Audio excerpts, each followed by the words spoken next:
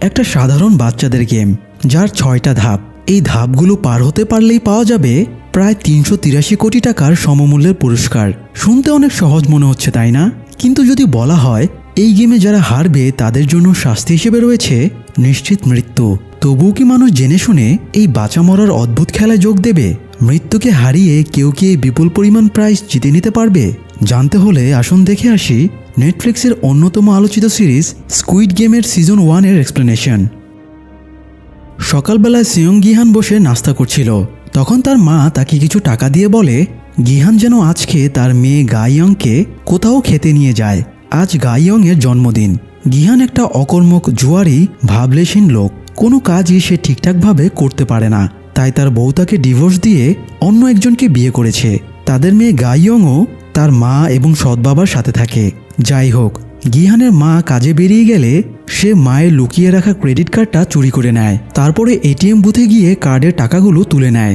সেই টাকা নিয়ে চলে যায় ঘোড়দৌড়ের আস্তানায়। তার জুয়া খেলার খুব নেশা ছিল, তাই ঘোড়দৌড়ে সে টাকা লাগিয়ে দেয়। প্রথমের দিকে হেরে গেলেও শেষ পর্যন্ত সে অনেকগুলো টাকা জিতে নেয়। জেতার আনন্দে টাকা ভাঙানোর সময়ে সে ক্যাশ কাউন্টারের মেয়েটিকে কিছু টাকা টিপসও দিয়ে দেয়। এরপরে ফোনে মেয়ের সাথে কথা বলতে বলতে সে বাইরে আসে। বাইরে এসেই দেখে কিছু লোক তার দিকে দৌড়ে আসছে। এই লোকগুলো আসলে তার পাওনাদার। গিহান তাদের দেখে পালানোর জন্য দৌড় দেয়। দৌড়ানোর সময়ে তার একটা মেয়ের সাথে ধাক্কা লাগে। মেয়েটাকে সরি টরি বলে সে দৌড়ে বাথরুমে ঢুকে পড়ে, কিন্তু পাওনাদার সেখানেও চলে আসে। তারা মেরে গিহানের নাক মুখ ফাটিয়ে দেয়।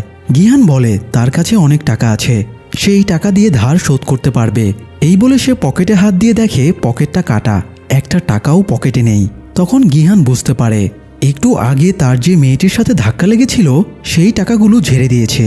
গিহান পাওনাদারের কাছে হাত পা ধরে বলে সে সামনের মাসে টাকা শোধ করে দেবে।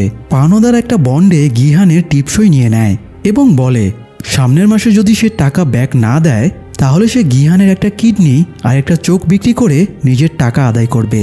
মারটার খেয়ে গিহান আবারও ক্যাশ কাউন্টারে ফিরে আসে। সে একটু আগে ক্যাশ কাউন্টারের যে মেয়েটিকে টিপস দিয়েছিল সেই টাকাটা আবার ফিরিয়ে নেয়। তারপরে একটা গিফট ম্যানেজ করে মেয়েকে নিয়ে একটা সস্তা রেস্টুরেন্টে খেতে যায়। বাবার আনা গিফটটা দেখে মেয়ে বেশ বিব্রত বোধ করে। আসলে এটা একটা খেলনা পিস্তল ছিল, পিস্তলে আবার লাইটারও ছিল। এটা বাড়ি নিয়ে গেলে মা দেখা মাত্রই বকাবকি শুরু করবে।